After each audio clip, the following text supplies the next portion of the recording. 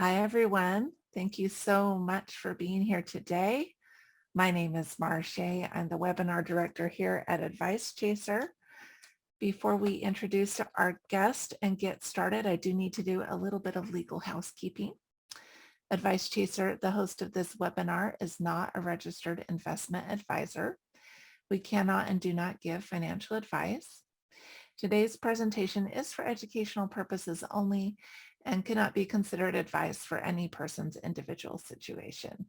Advice Chaser regularly hosts informative webinars, such as this one, featuring a variety of knowledgeable professionals, many of whom are licensed advisors. Any opinions, ideas, jokes, or principles expressed by presenters are their own, and however true, funny, or interesting are not endorsed by Advice Chaser. Please do not act on the information you hear today without consulting a qualified financial professional. Well, we are thrilled to bring you today's educational presentation. And I would like to remind our attendees that they are muted, but we encourage you to ask questions using the chat box. And if we can't get to your question today, please go ahead and leave your phone number as well, and we will make sure someone reaches out to you after today's event to address your question. Once again, we want this experience to be as educational as possible, so please don't hesitate to ask for clarification or expansion of the material. I'd love to introduce you to today's presenter. Guy Tomasi is the Director of Financial Planning at Holmes Investment Management, Inc. He has 20 years of experience in all aspects of the financial services industry, focusing on comprehensive financial planning for the past 10 years.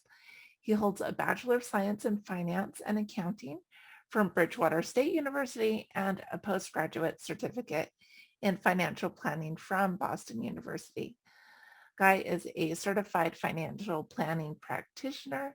He is also has his chartered retirement planning counselor designation and his chartered mutual fund counselor designation from the College of Financial Planning. Excuse me. And I am excited to have you here. Guy, let's go ahead and get started on today's presentation. All right, great. Well, thank you everyone for attending today. I hope you find this informative. And again, if you have any questions, please let us know. Okay. So why everyone should have a financial planner? It's a great question. Now, who actually has a financial plan? Does anyone? There's statistics out there that about 17% of Americans actually have an advisor. Okay.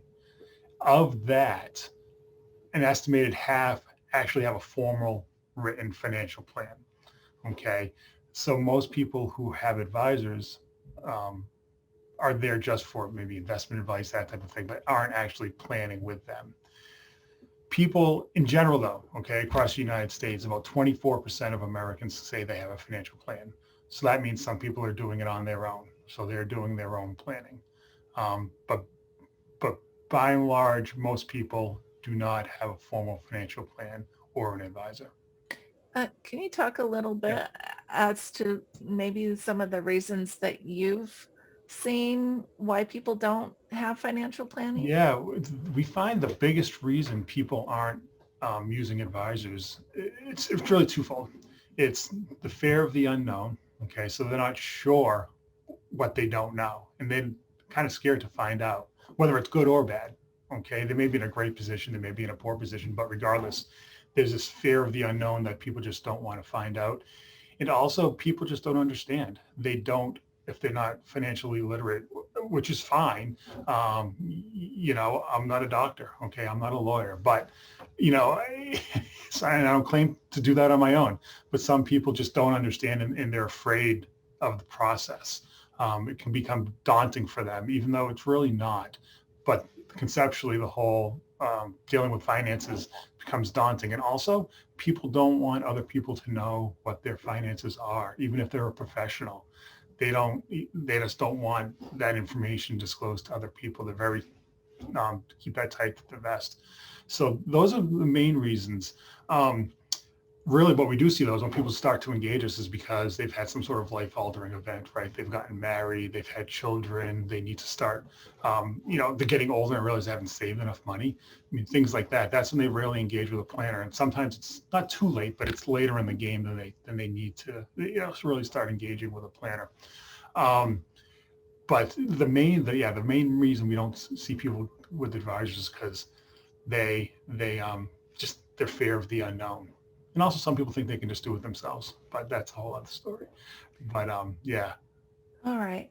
Well, thank you. So we'll go ahead and go through this webinar today. It's probably designed specifically to let people know what that encompasses and maybe like Yeah, downplay simplify. some of those fears, Exactly. address some of those fears. Okay, Exactly. great.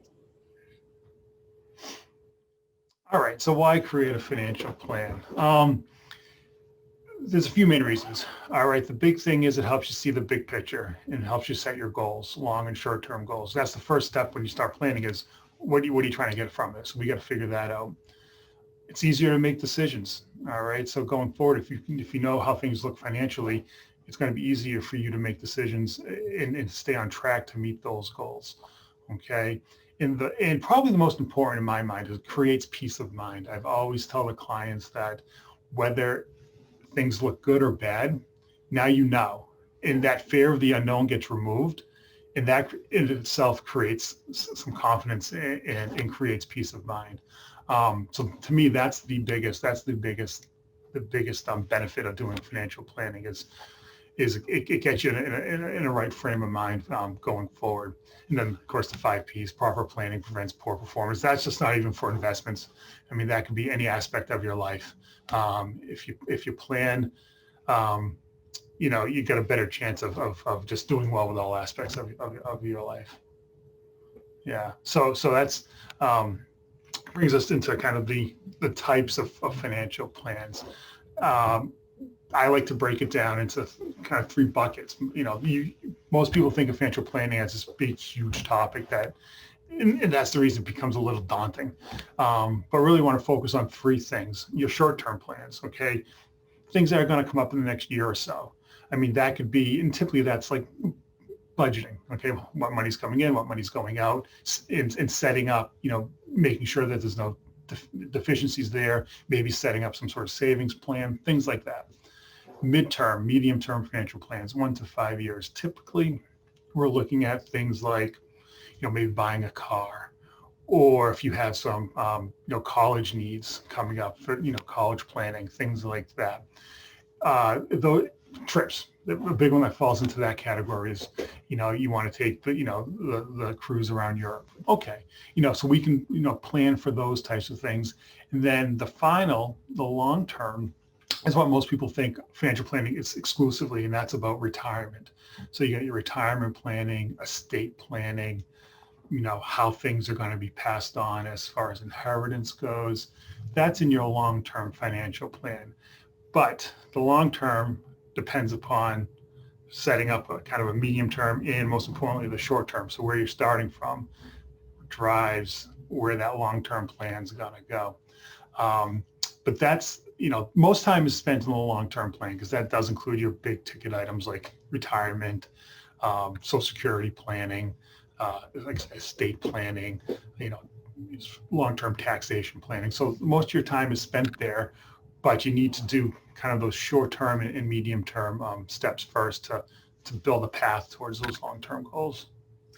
Okay, so what you're telling me is when someone comes into a financial planning, typically they're starting with which plan? Are they starting with the long term? We'll start with the short term. Let's take a look at really even if they think they're there for something else. Let's look at you need to look at your income, your expenses. Okay, where's the money going? Because ultimately, money is going to be what we're trying to figure out is what's necessary for all these other goals going forward. So until we nail down what you're investing in or what you're spending now in your income, we're not going to be able to do any of the other planning at all. So that's the very first step. And then from there we build goals. Okay, we build goals towards what you like the next few years, what you like next 10 years, and on down the road. But we always start with that short term let's take a look at what's going in, coming in, what's going out. All right, so it's the benefits of financial planning. Let's take a look at this and see what we see here. So accelerated savings, that's the first one. So now this is for people who are actually saving, and some people just don't save, okay, and they don't have the ability to save.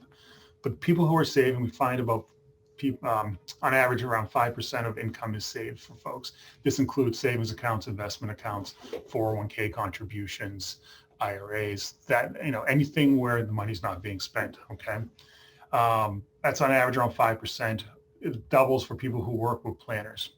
The reason that is because working with a planner will uncover areas of, things that just you don't need. Okay, so it frees up some expenses. Typically, you start taking a fresh look at where you're spending money. Like, so I'm spending money on things that I really shouldn't be.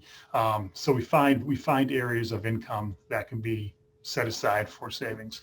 And typically, yeah, we can save you about twice as much than what you're doing on your own. I've heard something about like that 15% rule. Can you talk a little bit about how that plays into maybe this savings goal?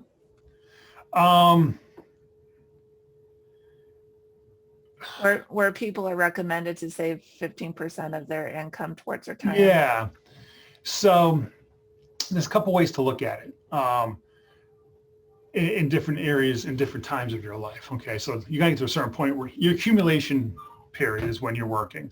So that 15% can include contributions made by employers. All right, that's a big thing. So, and we're going to touch upon that a little bit later with employee benefits, but making sure you're maximizing your, your contributions to your, or your employer contributions to any, work savings plans. But that 15% rule is kind of a starting point, because when you're 20 or 30 years old, you're saving towards retirement. That's great. Okay, that's going to build over time. But the later you start saving for retirement, the bigger that percentage has to become. A 50-year-old saving 15% is not going to make it. A 20-year-old saving 15%, yeah, that's going to work well for you over time. And there's really no clear-cut answer. With all these things, everything's personalized. There's no magic number. Each person's different. And really the only way you know what you need to save is by having a plan to put that in place for you. All right. Thank you. Yeah.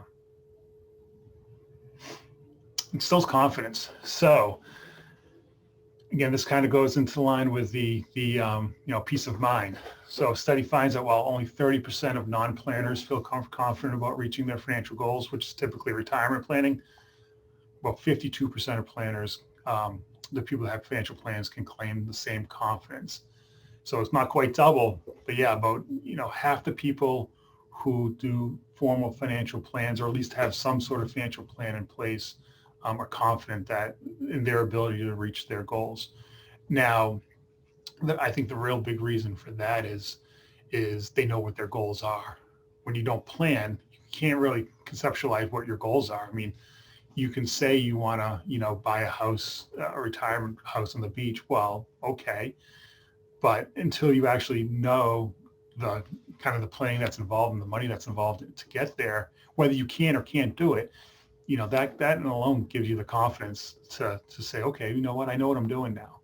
And if you want to do it, you can, having a plan helps you with figuring out where some of your deficiencies are and where extra savings can come from to reach those goals. And finally, peace of mind. I know I keep saying it, but if cover your expenses, helps you set money aside for your long-term goals. It also sets up that reserve, okay? Because sometimes people get obsessed with savings and feel bad about spending money. Spending money only hurts you when it hurts the plan. If you have money, for your Starbucks every day, and you have money for your weekend getaways, perfect. It's fine, as long as spending doesn't get in the way of more important things like education planning, or college, or buying the car. Well, not necessarily buying the car, but the long-term goals, your retirement planning. But no, definitely having that disposable income, in working to create disposable income is very important, It's not just about saving as much money as you can and not having any sort of spending money. We did have a question about the information on, oh, I'm sorry, not this slide. Let me see which slide. Right here, where the question was, does the 52% refer to professional planners or individual planners? I'm not sure exactly. It's it's individual planners. So Okay. as I said in the first slide, I believe it was 24% of people claim to have a financial plan. That's either with or without a professional. Okay. And that the 50 in here, so essentially 52% of that 24% feel they're confident in reaching their goals. Okay. Thank you so much. I believe we have another couple slides in this series here. Okay, it finally helps you live comfortably. All right. So again, it's not just about paying bills. Okay, so you want to make most of what you have, and really that sense of security of being able to know you can provide for what all of your needs are helps you with not feeling bummed out about what you can't spend money on. It really helps you focus on what the priorities are, and knowing that by having this plan in place and focusing your savings in certain areas, it's going to benefit you in the long run and helps you not really worry about, okay, well, I can't, maybe I can't have Starbucks every day, but I can have it, it makes you enjoy it having it once a week. Right. So things like that. It's just all about a mindset, really, having the plan in place. Here and finally, helps you reach your goals. Okay. So that's ultimately what we're trying to get here, right? Having a spending and saving and having a spending, savings, and investment plan in place helps you keep your hard-earned cash and transforms dreams from wishes into actionable goals. That's the thing. That's what we want here. People who don't plan or don't have a formal plan may have a mind full of things they want to do in their lives, but they don't know how to get there. They think if they're just savings as much money as they can, eventually it's going to happen. Maybe it will. Most likely it's not going to, though, until you get those goals in place and you really keep them front of mind and you start savings and setting buckets aside and start working towards those goals.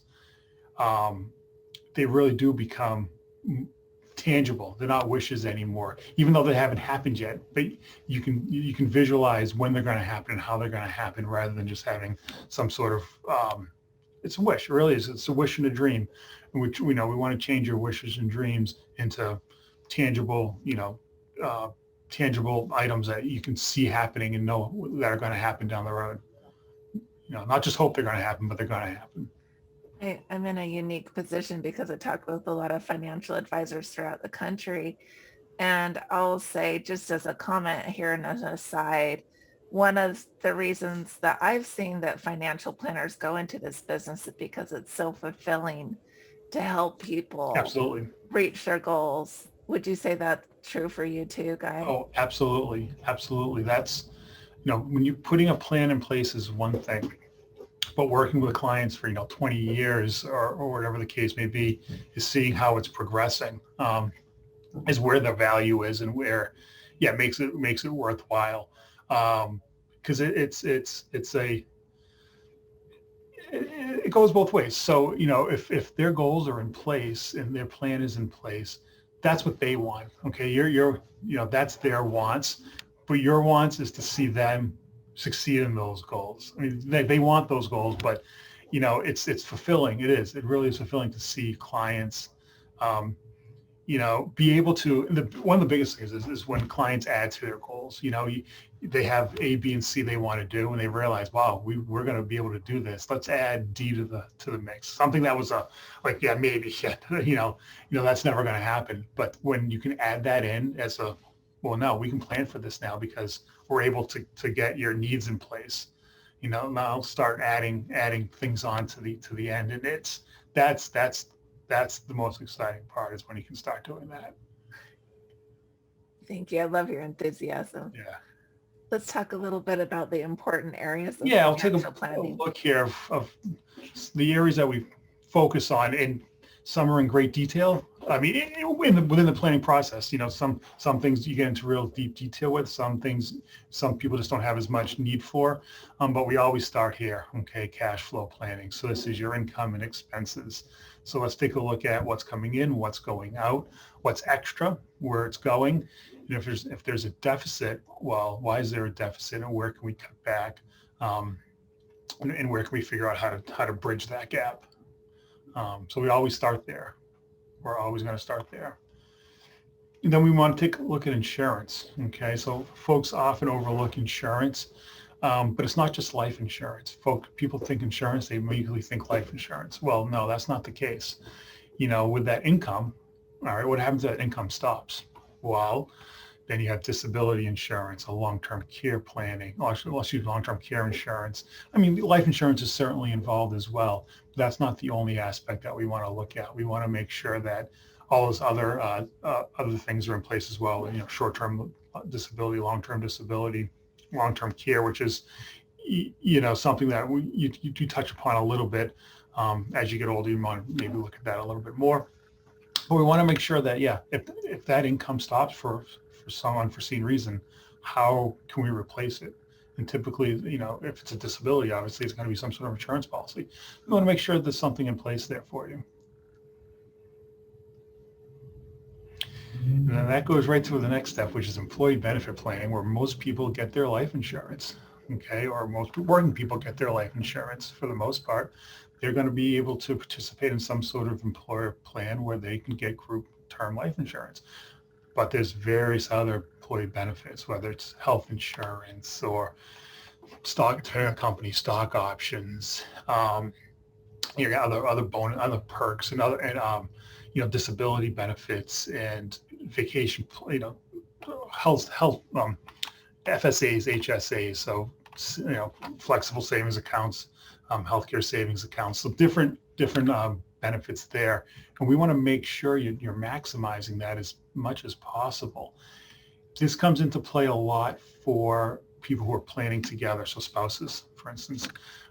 We want to make sure that we're not duplicating benefits, okay? Because these benefits cost money for the most part. I mean, they're going to be a deduction from your paycheck, so we want to make sure that there's not a duplication of benefits.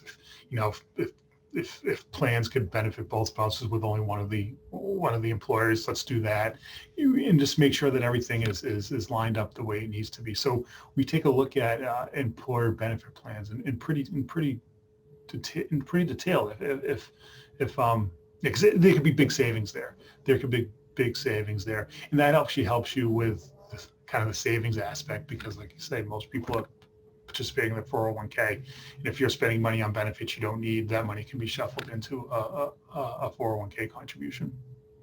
Can you tell where people would find actually where their benefits are? Like, where do you find that? If they've been in a company for a long time, they don't remember where that information is. Yeah, right. So typically for health insurance, I mean, that's the big one. There's an annual enrollment period for all employees. It's typically in October. You'll get a kit that goes over all of your options in detail and plans.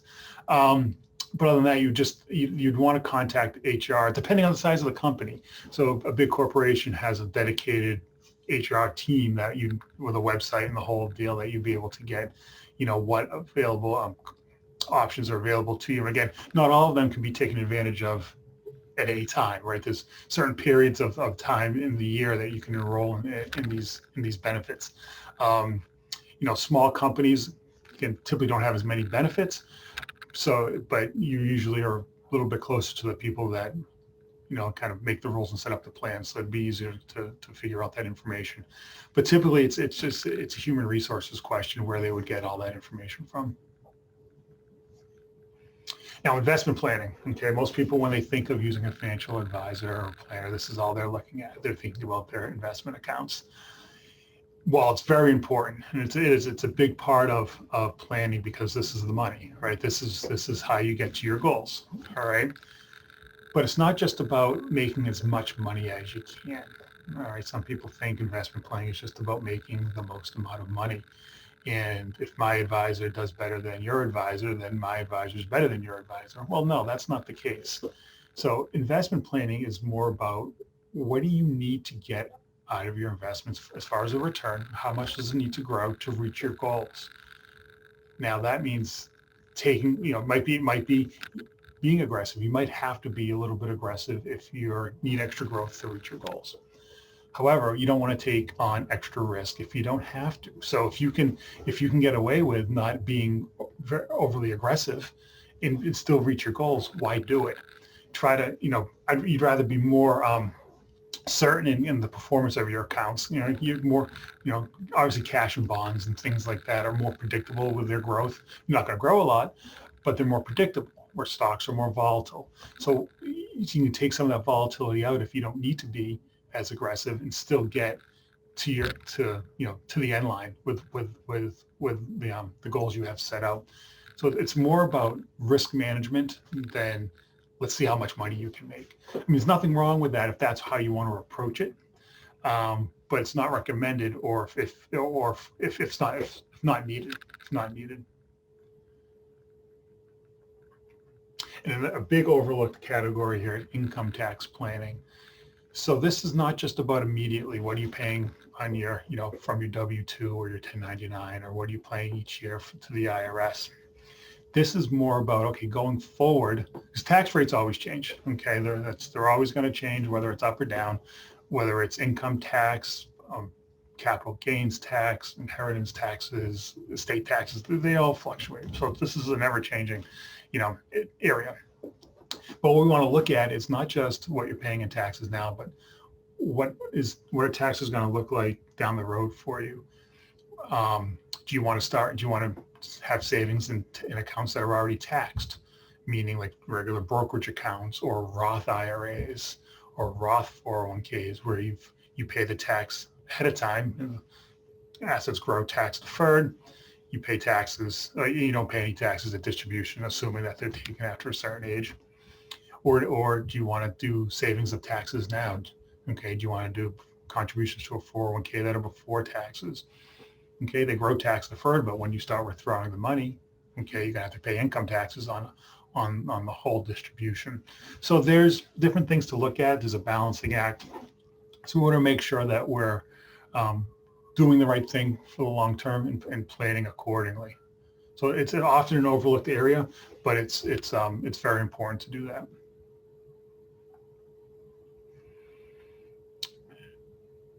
All right, now finally, what everyone thinks a financial plan is just retirement planning. All right, so it's how can I get to the end line with X amount of dollars? But what we do is we typically take a look at what your current retirement accounts are, how much money's in them, how much you're contributing to them. All right, that's the big thing. Contributions, there's no substitute for contributions and savings.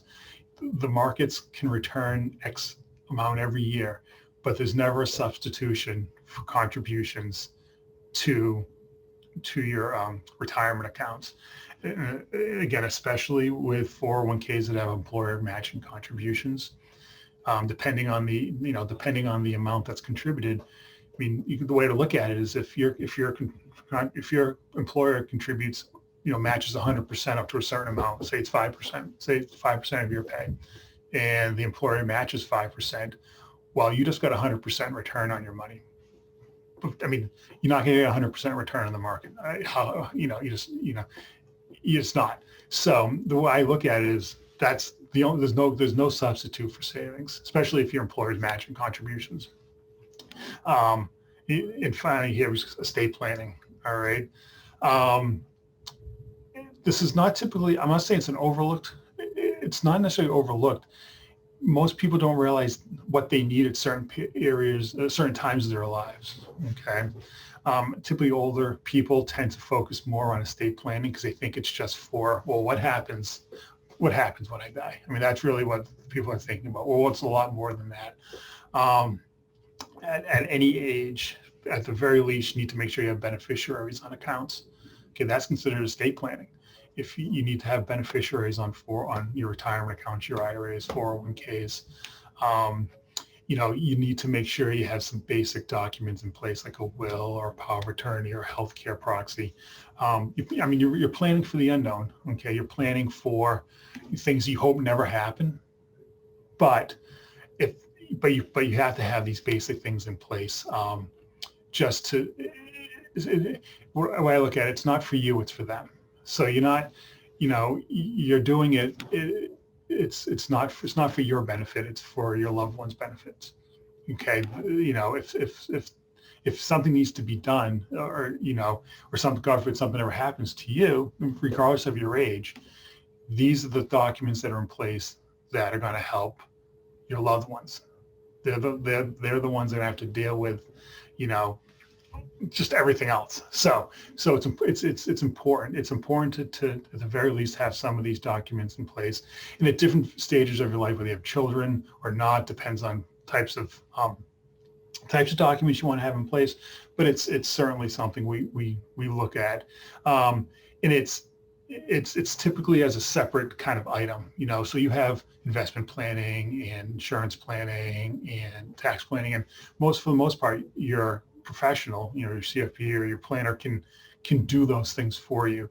Estate planning is where you start getting more into, we need to work with attorneys and things like that, and it gets a little more work, certainly, but in the long run, it's very important. It's very important.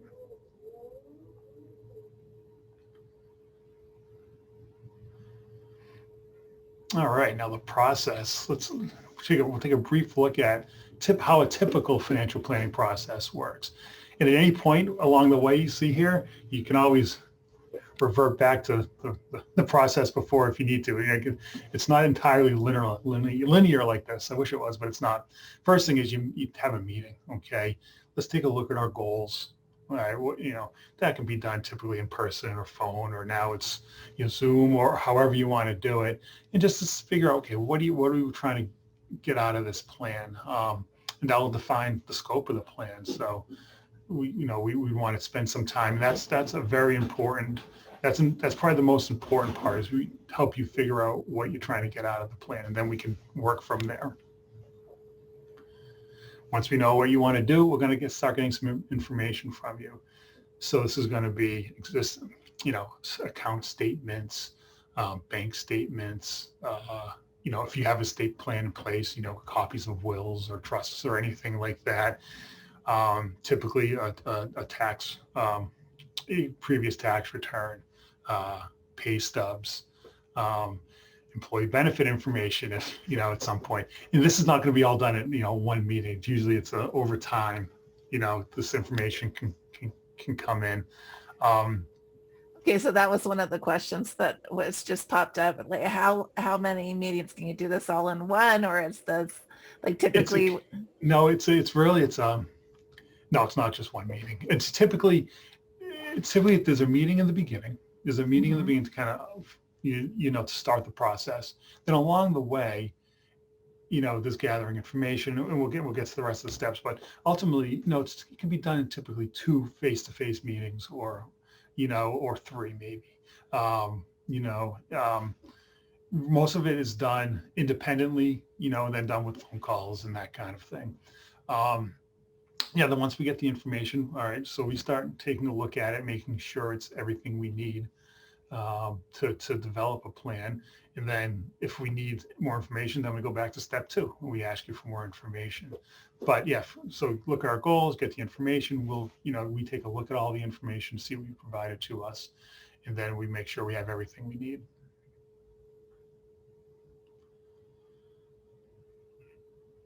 All right, then we break down current snapshot. Let's take a look at what's going on right now. And typically what works here, or what we do here is if nothing changes. All right, so we know your goals. All right, we know what you have now. Let's take a look at what's the likelihood of you being able to get to your goals with nothing changing. Nothing changing. Just sometimes it works out. Sometimes like, okay, you know what? You can reach your goals. Let's add a goal, or let's expand on this a little bit. But most of the time, there's gonna be some sort of deficiency somewhere. Now, it's not saying it's a bad thing, because that's why we're working with you, and that's why you're working with us, is we can help identify the deficiencies that and make changes and fix them. So we're gonna take a look at where you are right now. Let's take a look and see if you can get to your goals right now. There you go. What changes, if any, are needed in the current plan? So that's when we'll probably sit down again at this point, okay, or have a discussion at this point. Say, okay, this is where you stand. This is where you want to be. What do we need to do to get you there? So we'll start looking at alternatives and different things you can do with your situation to get you to the final goal. And this may be as simple as increased savings to retirement plans, or, oh, you know what, you really should be in the employer, life insurance plan, the term life insurance, or, you know what, you may want to do the disability, policy at work, and things like that. So we'll identify and recommend changes at that point, and then implement the changes. So whatever the changes are, and this takes time. So number 6 can take time. It's not a couple phone calls on your behalf and it's all done. You need, because if it's an estate plan, if you're one of these changes is you need to create an estate plan, that could take some time. So number 6 takes time. That's not going to be instantaneous. That may take a year. It could. That may take 6 months to a year to implement all the changes. But that's okay. That's okay. We just want to make sure that things get moving with that. And then finally, review. It says review annually. That's to make sure everything's still accurate. So you want to review annually to make sure that, so the income we're assuming in your plan is still around the same. You're still contributing X amount to your 401k. You still, your expenses will stay the same. Things like that. We want to make sure that the information is accurate annually. However, at any point, things change, right? You have children. You add a goal. You decide that, what, we were invited to go, away on a vacation with some friends, and it's going to cost us $4,000. Okay, can I do that, or should I? No, or where can that money come from? Things like that. So it's a constantly evolving in a fluid process. But at the very least, we want to just confirm annually, and we'll reach out. What we do anyways, we'll reach out to say, okay, this is what we have on file for you for data. Is it accurate still?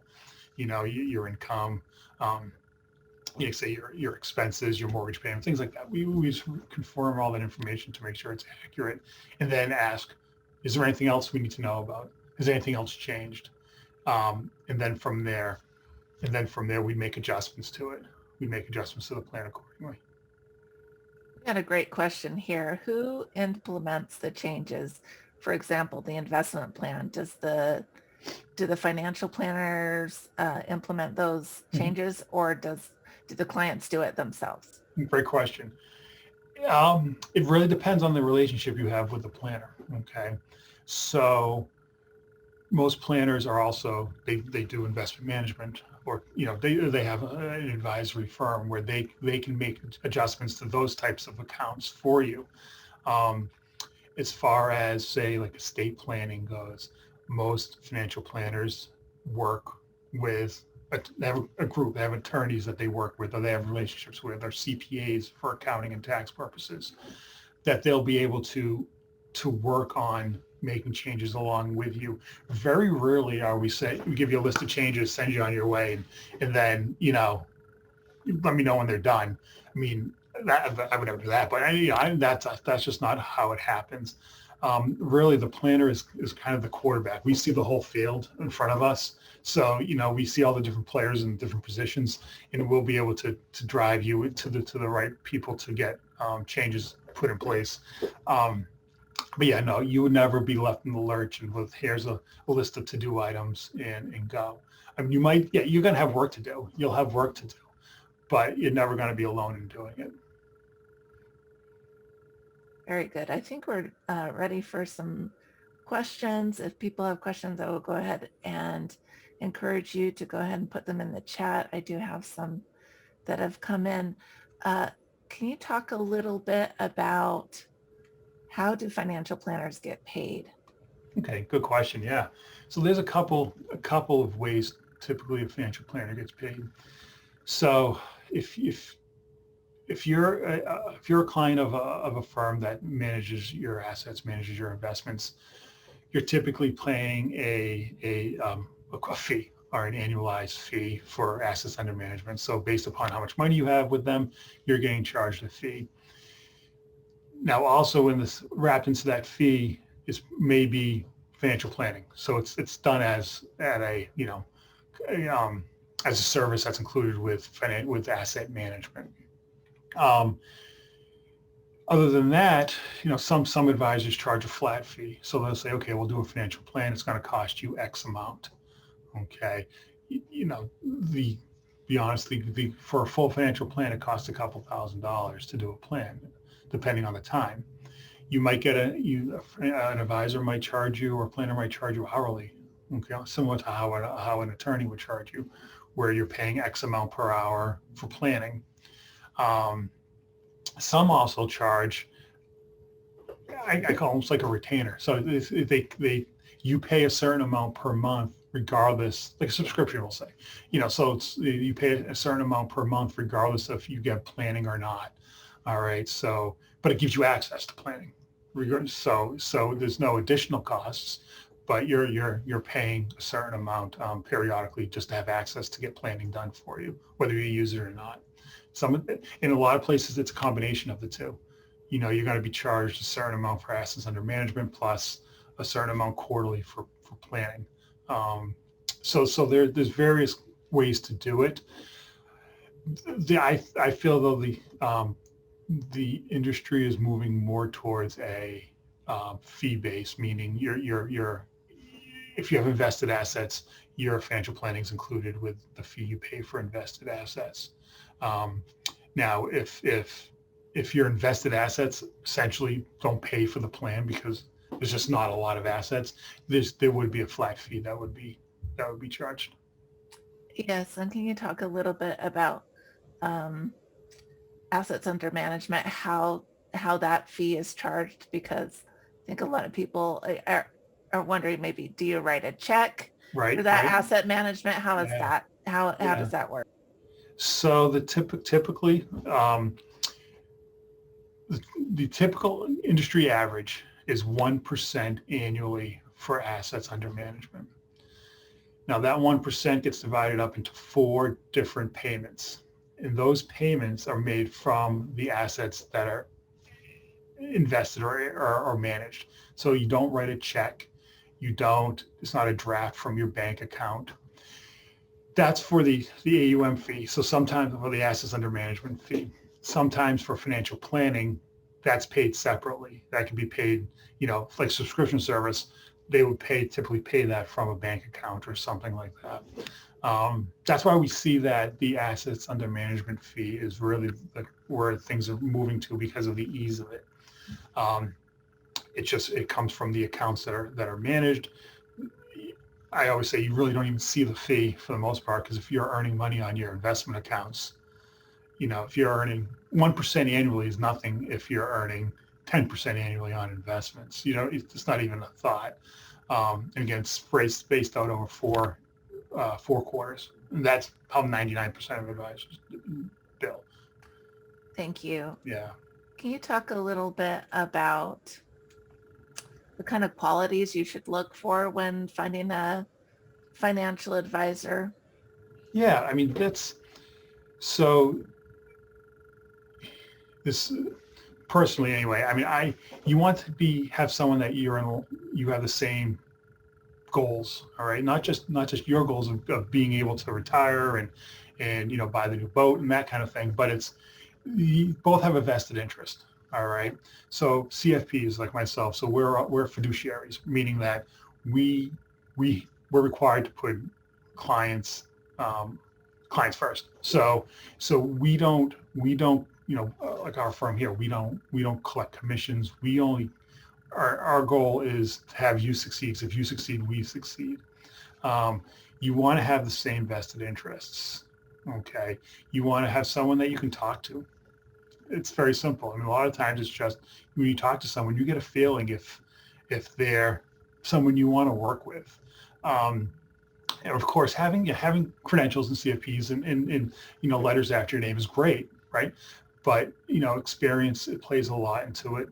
Okay, and again, it's that comfort factor. It's that peace of mind. You don't want to work with someone you're not comfortable working with, and you typically get a feel for that pretty quickly. I always recommend talk to a couple of people if you're new to it. If you've never had an advisor, you've never had a planner, you know, I recommend talking to people that do have planners and advisors. Okay, from this point of view, our best clients are people that have come from us from existing clients, referrals.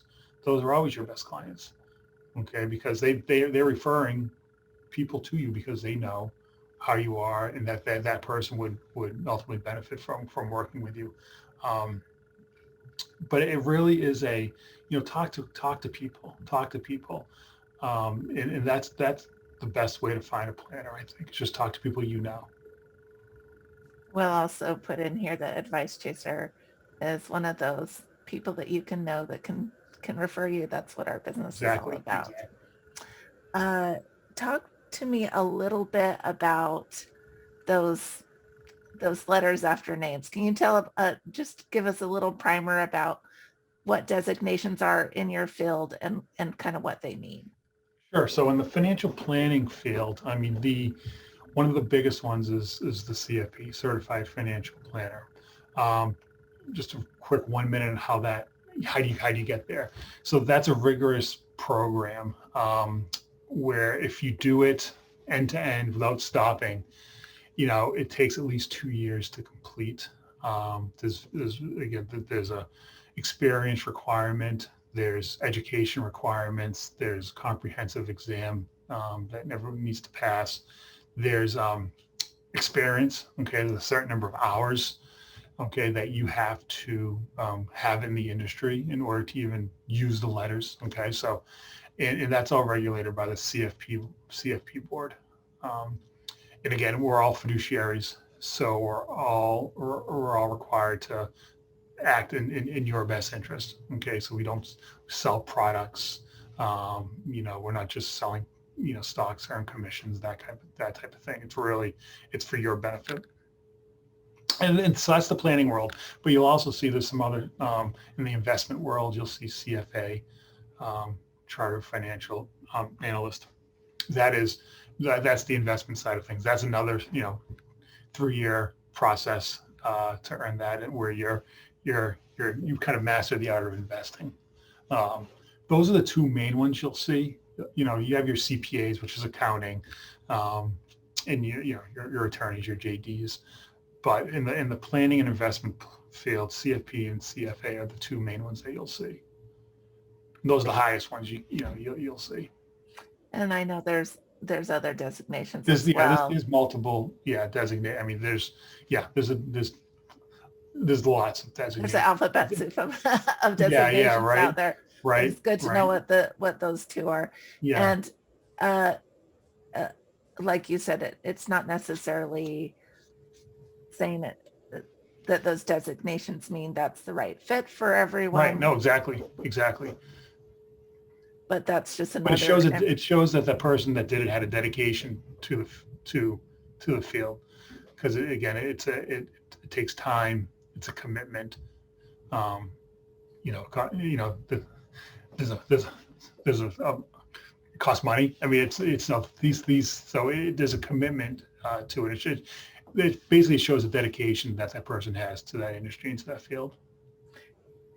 I think time for one more question here. Can you talk a little bit about, um, this question is about, they've seen in the news that there's been identity theft, and especially with automated accounts transfers, Mm-hmm. with brokerage accounts. Can you speak a little bit to identity theft? Sure. Yeah, no, that obviously that's very prevalent these days. I mean, all of us have gotten the letters in the mail from, your credit card or your bank saying that your account number was part of a list that was found somewhere. And yeah, we've all gotten that. So yeah, no, certainly. I mean, this process can uncover that, because that very first step is really two places you're going to identify it. But the very first step, where you're looking at budgeting, what's going in, what's going out. Well, if you're looking at what's going out and you don't recognize certain things, I mean, it could be pennies, it could be, pennies or minimal amounts that you see on your credit card that you don't even think about. You know, most people don't look at their credit card statement each month. They kind of know what they put on their credit card. So that, then they look at the balance. Okay, that makes sense. But they don't look at the line items. They really just don't. Um, but yeah, certainly we can identify any issues there with fraudulent charges on credit cards and that type of thing, bank accounts. But the other place we see it too is, as you mentioned, with kind of the wire transfers, automated transfers, is through investment accounts. The investment advisor is able to see all transfers in and out of accounts immediately. Like they get notified of money that's going in, money that's going out. So we'll be able to, we recognize that if, our client Mary Jones, you know, takes out $500 a month from her account, and then all of a sudden there's a $20,000, distribution from her account. Well, let's call Mary Jones and see why that money came out, because we've known Mary for 30 years and she's never done that. That type of thing. So we're able to see, and that's happened before. That really, it has happened, where you see people take money out of their accounts that they didn't tell you about. And luckily, we've never had an issue where it's been fraudulent, but we do see that, where clients will take money that you don't typically see them take, and we call and verify that that was actually them that did that. Yeah, that happens periodically, but yeah, we've been fortunate that it hasn't been any fraudulent. But certainly the fraudulent charges on credit cards and bank accounts and debit cards. I mean, that's happening to everyone right now.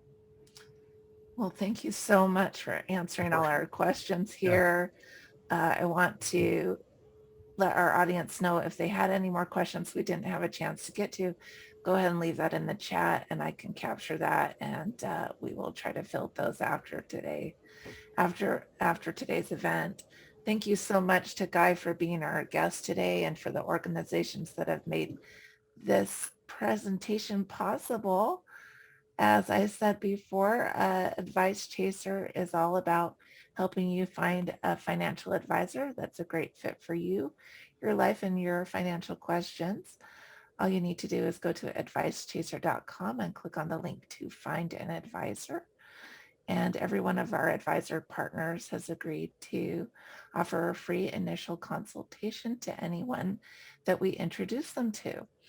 So once again, from Advice Chaser, thank you so much for coming, and we hope to see you at another webinar soon. Goodbye, everyone. Bye, everyone.